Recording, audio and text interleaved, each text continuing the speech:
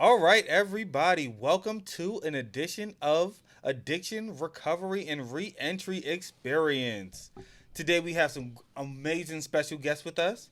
May y'all introduce yourselves? Yeah, so my name is Timothy. Somebody's calling. Who trying to call me at this hour? Sorry about that. So my name is Timothy. Work at Adult and Teen Challenge in Maryland. It's a faith-based recovery center where we just focus on the people who have been plagued by addiction of whatever kind. We call it life-controlling issues. So I've been on both sides of it. I've been in the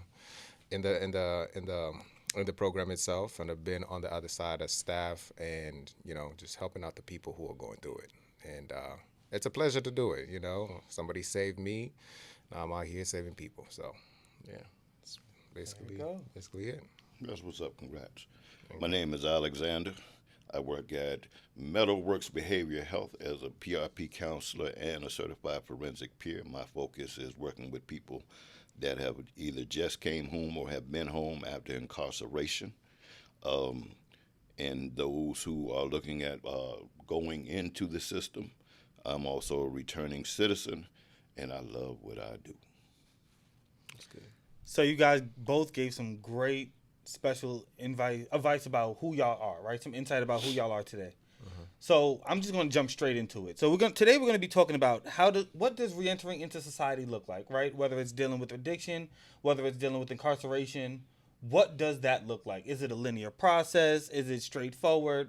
What's going on? So we're going to first start with you, Tim. What did reentering back into society look like?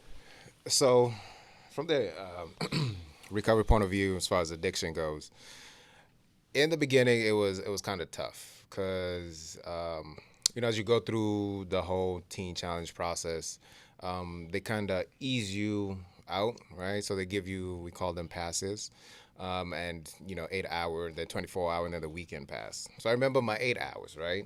It was a little tough because now you don't have the safety guidelines, that is offered by the program. So it's like you go out there and you now experience life in its entirety. It's just 8 hours, but you feel it because now you come across your vice. So what are you gonna do about it? Are you gonna engage in it, or are you gonna be afraid of it, or are you gonna muster up everything that you were taught and just not engage in it? And So how that was fast? tough. My Sorry. bad. Go ahead. Go ahead. I was about to say, and how fast did you run back into that substance of choice? So post adult teen challenge, I did not run back to it. Now before teen challenge, Yeah.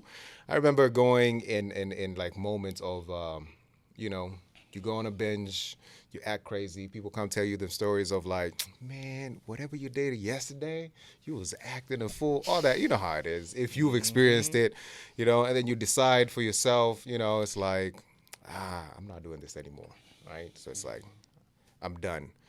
A month down the line, 2 months down the line, you now start experiencing whatever effects that may come with it, and then the cravings come in of whatever kind. And for me, it was more so like I can do without it for a long time, but once I get back into it, it's a binge process for like 3, 5 days, back to back, back to back. And so to answer your question, really, I found myself going back to it very easily, especially with the environment that I put myself in. Yeah. So, Alex, I know you said that you served how many years in the federal penitentiary?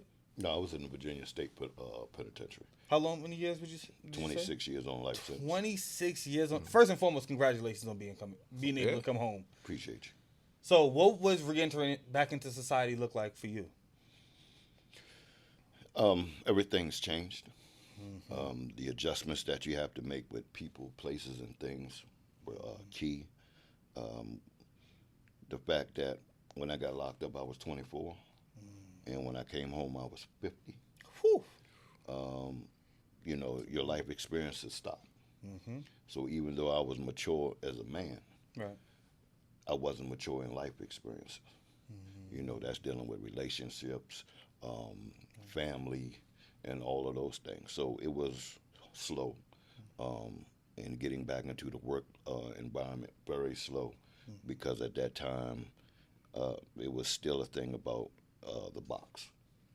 You know, you had to tell the people that you were incarcerated. That didn't really bother me because I knew you were going to see it one way because there's no way I can explain 26 years and telling people that I was a janitor or I was worked at the laundry and giving the state penitentiary the address but not calling it such. That works in some places, but not all places because it just doesn't. It doesn't even make sense. So it was a challenge, and it was one of those things that you just had to keep fighting through. You know, you can't give up on you. There was an opportunity of a second chance at life, so you just have to go for it. You're going to have to deal with the ups and downs, and there's going to be challenges. You know, what are you made of? And the fact that I made it through 26 years of being in prison, this was going to be what it is. No, that's 100% honest. That's 100%. So, and I know that just a little bit about your story, right? I know that you also had a substance abuse issue prior to getting incarcerated. Right. Can you tell us a little bit about what that looked like and being able to break that habit while incarcerated? Because people think that there aren't drugs in the jail. Oh man, there's more in there than a little bit. Man, you know, you can get anything you want in prison. That's not a problem. that's a fact. We already know who brings it in, so that's not even an issue either. But prior to getting locked up, man, I was smoking woodies, and that was, you know, coke on top of weed. You know, because You call it woodies? yeah, that's what it was called. Okay. At that time, I don't know what it's called now. The trouble. But you know, it was weed, some good old fashioned sesame, yes. And because I was hustling crack and things like that, crush it up. It kept the euphoria down and kept the business, but it also makes you more dangerous because you're focused, and you know, and in that lifestyle, you just do some wild things. So that was it, dealing with that. And when Virginia came up, started chasing and looking, you know, you didn't have time to get high. So that was a motivator in itself, like, okay, I'm on the run. I got to do some serious thinking because the way I'm described as a monster. So are they going to come shoot first? So I had to look at things in a different way. And being high is just not going to help you in that way. And would you say that just that moment you stopped doing what'd you say, woody? That moment you stopped hitting the woody, would you say that all of the symptoms went away that day? Absolutely not. You got to remember that sometimes some things carry over. You know what I mean? I remember telling a dude, because I used to smoke boke back in the day, and even though I had stopped at 19 years old, man, I didn't get over that till I was in my 30s, because I might be watching the TV and be like, duh, you know what I mean? And you know, and I always joke about it because it would be like, look at all the pretty colors. It's because you just get stuck. Man. And so I learned to, you know, deal with that, but I haven't had those issues again since I was 30s, because, you know, working out and just getting it out your system. And as you know, you never get all that stuff out your system. That's facts. So I was actually just going to ask then, how do we manage stress now? Did y'all ever utilize the substances just to manage stress, or? Oh, absolutely. It was the easiest way to handle stress back then. You know, now I know better. But it was, how can I forget about that thing that I cringe about? And what's crazy is, so what I used to do is I used to drink a lot, right? I was an alcoholic back in the day. But now the thing was, whatever I did in my mess, the alcoholism, whatever I did in that is what I wanted to forget. And my stupid self will go back to the bottle to forget about that, right? And we can go and we can talk about all the trauma that I have faced, you know, being in boarding school, all that. Not, you know, every story is different, you know, and this was the path that I was in, but still there were some things that happened that, you know, affected me, and I'd rather forget, right? And so that's how I found myself back the bottle over and over again. But also there was the reality of I enjoyed it. I enjoyed how it felt, right? I just didn't know how to get to the point where I can stop.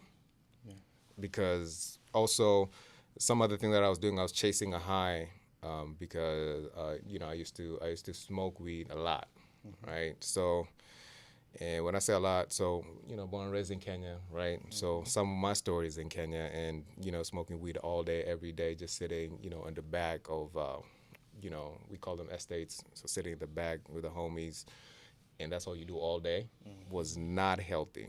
It got to a point where paranoia took over, and I was like, you know what, I'm gonna stop. Right, so I did. I stopped.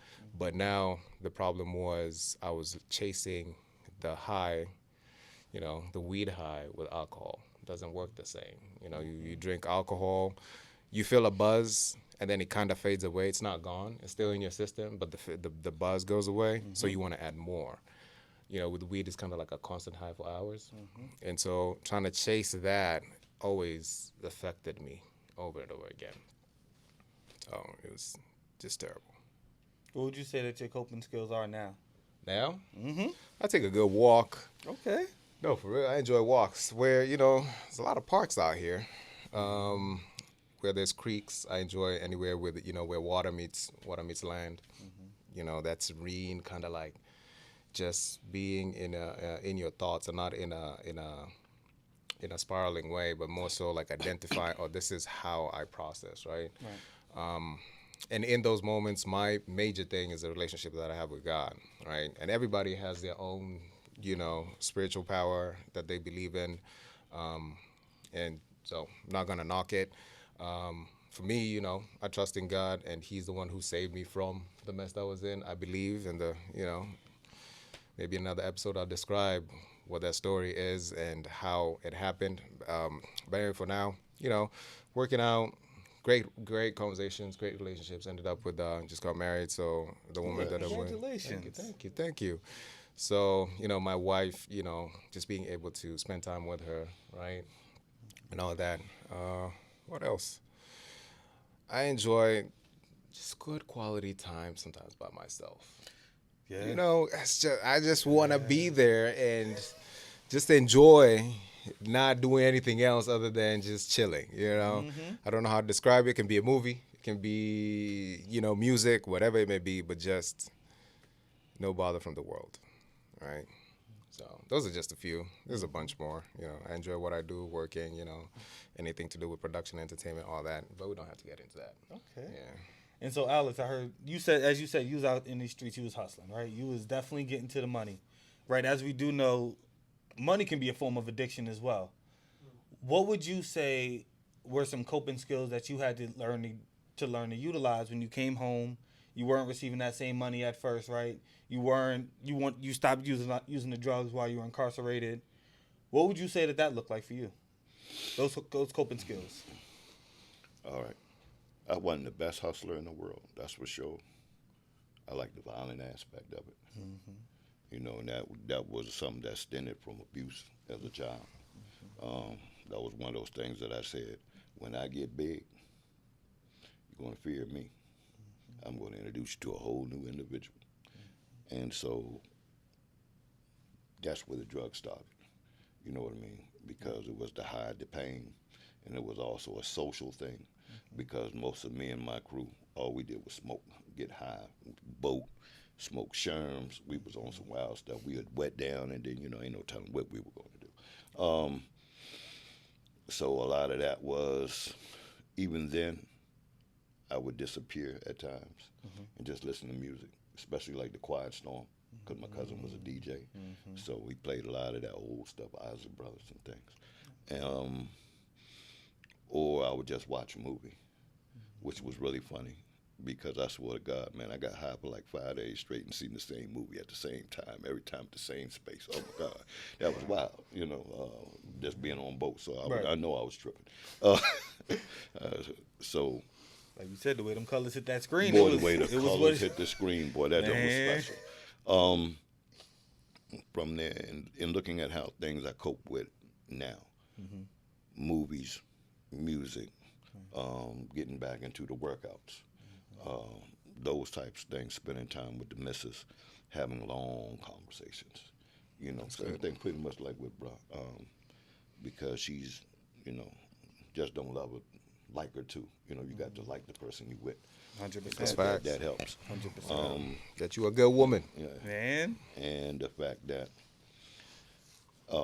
like to read and study, and then it's a difference of who you're around.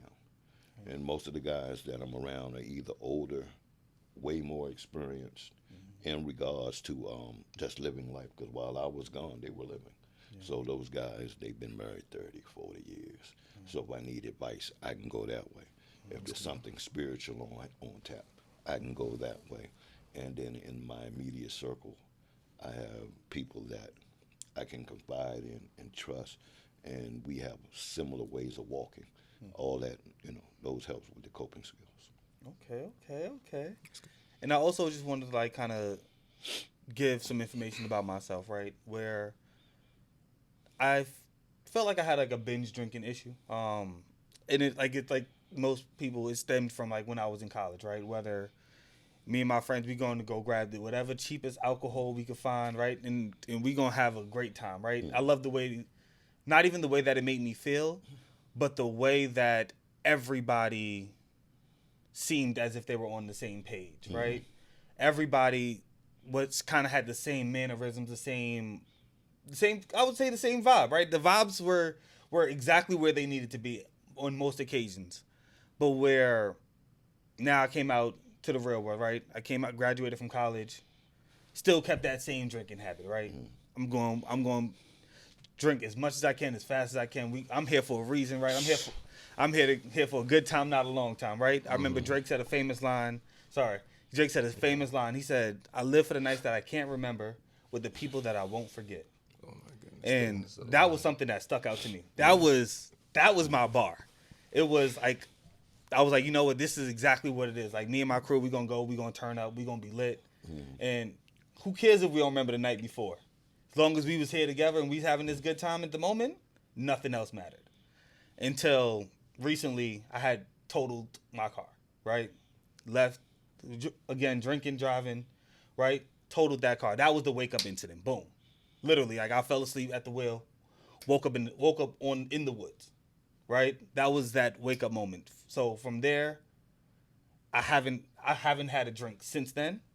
Congrats. Thank you so much. Thank you so much. How long? That was June, I want to say. Congratulations. Yeah, congrats. Thank you so much. Making it through the holidays probably was actually one of the hardest parts, because that's a way my family, they do get together, they do celebrate.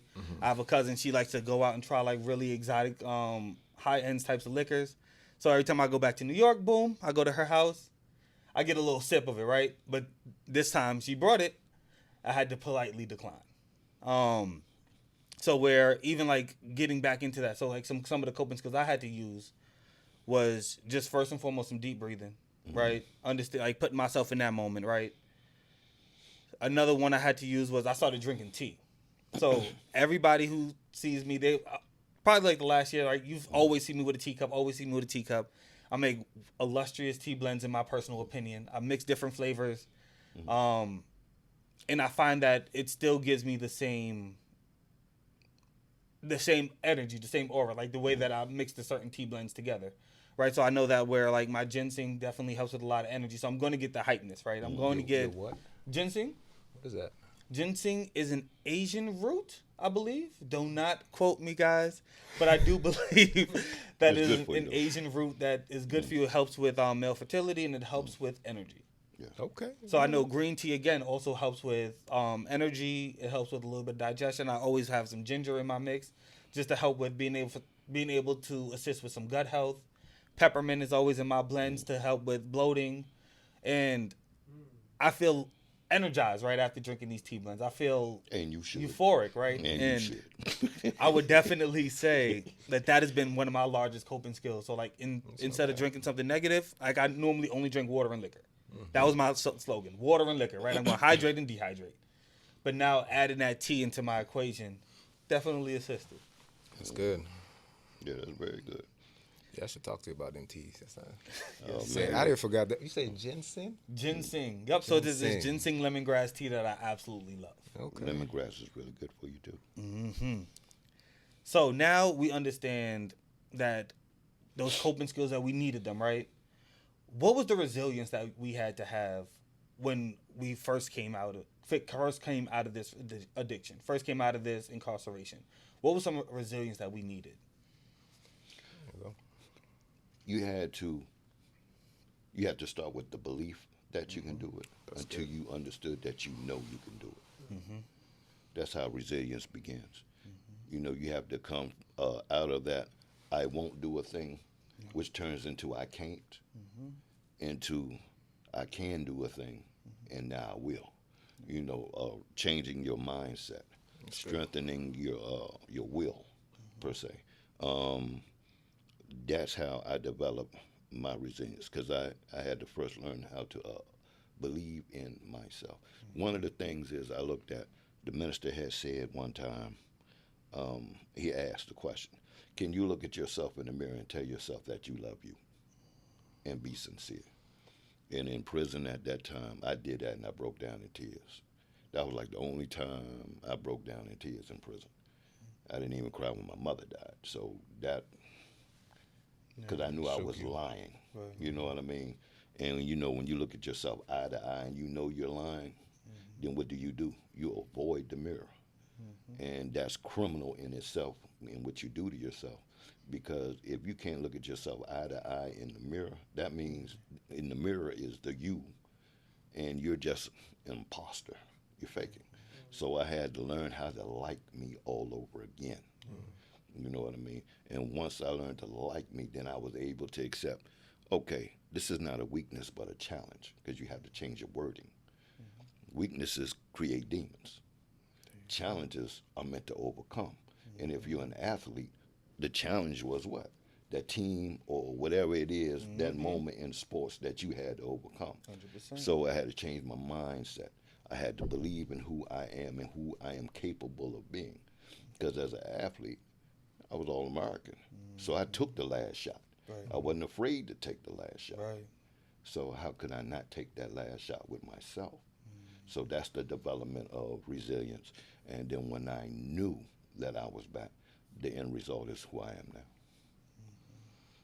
Wow, that's good. You want me to go after that? Yes, sir. Oh, my goodness. I mean, I could talk about a little bit of my resilience. So, like, where on my end. That was good. Very, very, very genuine and good, yeah. With my resilience, I would say that, again, my incident happened with drinking and driving. Like, that was my big wake-up call. One thing about me, I love cars. I love cars. I'm never going to stop driving. I told myself that. I was like, I'm really never going to stop driving. There hasn't been a time that I was like, you know what? I'll ride with somebody else. I'm like, you know what? Either you gonna get in the car with me or we just gonna drive separately. Like, cause I love driving that much. I love cars that much. And if I continue to drink and drive, right, I knew that the driving was the part that was gonna kill me, right? Not as much the drinking in that moment, right? It was going to be the driving that was going to kill me. Because, yeah, I can drink, but if I hopped in the Uber and then made my way back home, I was going to be fine, right? This is going to have the longer-term effects on my body. But that driving at that very instant, while you're not focused, while you're having that fun, while you're behind that wheel feeling that energy thrill, that's the moments that it happened, right? Yeah. So where that resilience I needed to have, because I knew I had that resilience, that love for cars, that love for driving. I know they got the hand controls on cars. Only way I'm probably not going to drive if I end up a quadriplegic or a vegetable. I swear, like, if something happens to my legs, I'm going to get a car that got hand controls and we back again. So I would say my resilience definitely stemmed from my love of cars, right? Understanding something that I love a little bit more. And then my niece. Being able to see my niece again. Being able to make sure I always see my niece. Wow. That's some good stuff. Resilience. I mean, I like the way you described it. You broke it down, so there's no need to do that. So for me, resilience, first of all, comes from my relationship with God. That's the first thing, the most important thing, looking back at the cross, right? Again, I had mentioned that it was, there's something pivotal that happened to me for me to be able to switch from a life of addiction into a life of freedom. And it was I'm gonna do something. So basically what happened was homeless and all that, lost everything, and then cried out to God in my last binge. Called a lady, had never called this lady before. So after that call, right, or rather the call was more on the I'm done, I was suicidal. All that comes with with the weight of hating yourself and hating the person that you have become that is a strain to everybody else, even yourself, right? And then, so the miraculous thing that happened was the time I was calling her, when she was picking up, she had just finished praying, and the prayer was very specific. She had prayed that the Lord sends somebody into her life who needs help. And so she says amen, and I'm calling. And everything else after that has just resulted to who I am now. So that's the primary thing. That's one thing that I look back to, and it's like if somebody were to tell me that there is no existence of God and or a superior being, I prefer saying God, right? I would look them in the eyes and tell them that's a lie. Why? Because He saved me. And this is the pivotal point in time and when that happened. So that holds me, that grounds me. The other things that hold me and ground me is the lessons that I've learned through Teen Challenge, right? Faith-based, so they kind of, they actually have the DNA of discipleship, right? They pour into you. You end up having a relationship with God because that's the most important thing. Religion is political. Relationship is social. It's on an emotional level. It's an investment of a one-on-one that you can have with your parents, you can have with your kids, and ultimately, and most importantly, you have it with God. So that's the most important thing. And I also play the tape backwards. What do I mean by that? Oftentimes what we do is we look at the tape from, I'm going to have a good time. I remember the buzz. I remember the feeling. It was, music was nice. Everything sounded different. Everything looked different. The colors, So instead of starting there, I start at the end. I start with how I felt. It was a hangover. I've literally felt like I'm dying, and play the tape from that end. But by the time I get to feeling nice, I already gave up.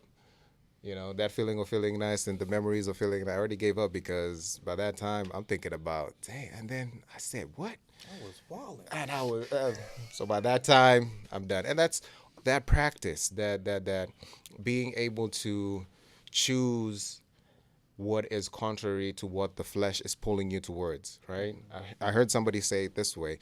If your body wants it and something inside of you, deep down inside of you that is always right, does not want it, why listen to the thing that wants it? When you know that when you follow the hard thing, the hard decision of not going with what your body wants, it's gonna come out with fruitful stuff. Why not choose that? It's hard. It really is. But that's how you create that resilience. That constant battle and capturing every thought captive, where it's like, oh, there it is. Something has triggered me to feel like I'm trying to go back to drink. What do? I capture it, toss it up to God, have a conversation. By the time I'm done, I'm moving on to the positive things. So, yeah. So I heard y'all talk about y'all purposes, right? I heard Alex mention the fact that he loves to help people who were in situations like his, right? Who help people who coming home from incarceration, help these young brothers, these young sisters stay home, right? Tim, I heard you talk about you would love to assist people with being able to find their purpose, right? Being able to find their journey. So what does finding your purpose look like? Was it linear, like as soon as you came out of Teen Challenge or as soon as you came home from jail? Was you like, man, this is my purpose, I'm doing this today? Or was there like a little bit of a path? How'd that look? Well, you want to go first? I can go. I was already doing it while I was in prison. That's good. When I was in college, I was the tutor. So I was already helping dudes graduate from the program with the writing and the things like that so they can get their associates. Putting together basketball tournaments while in prison. Being an orientation teacher and doing certain things that, that were already facilitating that movement. Right. When I came out here, it was stagnated because you have to prove yourself all over again in a lot of places, and I get it because so many people have come before me and just went they just strayed on into a whole different direction. It's like, wow. And so it blew the opportunity for those who are sincere to come behind them. So it developed, and a lot of hardships. But I'm grateful to them because you have to go through something in order to help somebody else that has been through the same road. Because if I had came straight out of prison and this was it, Right. would I understand what it was like to go to my aunt's house and not have a bed and lay on the floor? Would I have walked those 2 miles to go to the Largo train station just to go to the DC Central Kitchen? You know what I mean? Every morning, it's wintertime. Would I have been able to have the resilience to endure that whole situation and the resilience to endure COVID? When I was at Georgetown going to school, I'm doing an internship with documentary films, and I'm loving it. I'm learning so much. And COVID hit. Now you can't go to school. Everything is online. And then having to transition into working construction. That wasn't the path that I wanted to do because I'm in my 50s. Right. Why do I want to do construction? That's insanity. You know what I mean? If I want to pick something up, I want to pick it up because I want to lift weights. I don't want to pick it up all day, every day, Breaking that body from down. 3 degrees in the morning from can't see. And when I come home, I've been outside that whole time, and the temperature hasn't really changed. Right. To whereas I needed to understand those things so I can be successful in the space now. So I was already into, my purpose before coming home. And so it was something that I had to make sure this is what I wanted. So I'm grateful to the God that that challenge was there to make sure that this is what I wanted to do, because I say that I love this, but how many times we say we love a thing and don't do it? So I'm very grateful that I'm here to do and work and fulfill that purpose. That's good. Well, my purpose, I can say that what I like to do is see a problem, solve a problem, type of deal. So with Teen Challenge, the way I ended up, walking to the digital media and then into staff and all of that. First of all, they offer you the opportunity to be able to intern, to give back. Okay. I was definitely going to do that because, again, these people gave their lives and dedicated their lives, their hours, let me say, to be able to see me get to a better place, right? I was going to do that for the next person. I will continue to do that for the next person. The other thing is the digital media for Teen Challenge. I noticed that it was lacking, so I'm into production again, I say. All right, so, I approached the big dog. I was like, hey, I see a problem here. I can solve it. This is what I can do. Towards the end of, before I graduated, he was like, okay, let me test you out. So he gave me something. I worked on a project. It was called Project Rescue. It was like one of the, I'd say, like almost introductory videos of what Teen Challenge is. Okay. Right. So Project Rescue, it's in the title, right? So anyway, I work on it. When I was done, they bring me in as an intern. But before that, I go back to them and it's like, I'd like to do this. I'd like to run your socials. I'd like to run your digital media and all that. It was like, write a job description. I'll go through it and I'll, we'll see. So I write it down. He goes through it. He's like, all right, you got it. Hey. Now, granted, in the beginning, it was all, doing it in the aspect of giving back, because I'm grateful to God that He has provided me this opportunity. So I do it, and then in that there was a mix of helping the guys, and you've met some of the guys, so helping them out and doing everything that you can think about as far as recovery goes. So that challenged me in a different way. It made me start thinking in a different way, an administrative, a leadership role, and all that good stuff. So it was a good growth aspect. After that, I decided to slow down on being hands-on and more so be in the behind the scenes. So I approached Big Dog again. I'm like, yo, you have a lot of work on your hands. I can help you out. Just think about it. Right. He says, I'll think about it. He goes, thinks about it, comes back, and it's like, all right, write a job description, bring it my way, and we'll see what's up. So I do that. Moral of the story is, I see a problem, I try and solve it, right? And what I like, I give credit to God because I say that, like we have seen, He creates something out of nothing, and that's how I've ended up in these situations that I've been.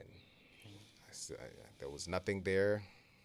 I asked. I was told to write a job description. I ended up there, and I continue to do that even now, even in the field of production, because I'm trying to start up my own production thing. I'm now working with somebody else who is in production and has given me the liberty to be able to call different shots on a, you know, high level, and it's amazing, right? So, glory to God to be able to do that. But ultimately, man, other than the production side, I just want to heal the world with my tongue in one way or another. My testimony can touch somebody out there, and they know that it's not over, right? Cry out to God, look at people who are around you, listen to what we are saying, right? And out of it, there is hope. I would say my purpose here is to be a light to others. That's good. So where I didn't notice this when I was younger, right? I remember when I first moved to DC in 2014, the DMV area in 2014. Somebody was like, "Man, Quinn, you got real good energy." Like, that's cool. That's cool. We like that, right? But then as it continued to go on, right, being able to bring positive energy into rooms, being able to bring positive energy into spaces, right? Being that light that when people are in the dark, right? Being that little bit of hope, you're like, you know what? I'm going to have a good day today because Quentin's going to bring some positive energy in here, right? I feel like that's definitely my purpose, right? That's definitely what I'm still here for, right? There's a lot of darkness in this world, unfortunately, and my goal is to just bring a little bit of that joy, bring a little bit of that light, right? And assist everybody with just being able to reach their goals, because it's easier to do things when you do care about yourself. It's easier to do things when you do see a positivity. It is easier to do things when you do feel supported. That's true. So where I feel like that's definitely my purpose. That's good. To be a light, though. I like that. That's good. And we're going to end off and give our viewers just some quick tidbits about emotional wellness. Okay. So I'm going to start first. So one thing that I personally do to assist with emotional wellness is I go find a funny video, right? I'm going to scroll till I find one, boop, boop, boop, boop. I might watch it for about 3, 4, 5 minutes at a time.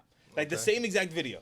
My wife, she'll come in the room, she'll be like, "Babe, what are you doing?" Like, I'm tired of hearing the same sound. I'm like, "Listen, I'm chilling right now. I'm getting in my vibe." So I definitely would say that's that one piece of emotional wellness that I utilize. That's good. One piece of emotional wellness that I like to do is you go to the videos of funny videos. I would put y'all have come across it on YouTube. The motivational speakers joint.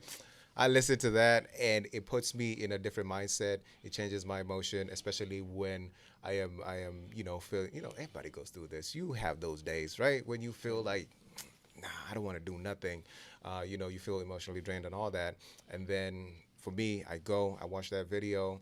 Somebody says some crazy stuff in there that challenges me, and I'm like, you know what? I need to do better. So I get out of my funk, and I move on forward. That's how I like to do it, among other things. Yeah. I like going into the lab. Very analytical. I study myself very hard, and I look at the problem, and I know that because I'm solution based. I say, okay, if I'm facing this, there's a reason why, and so now, do I add it to a program that I'm creating for a particular group or something to that effect, or what is driving this?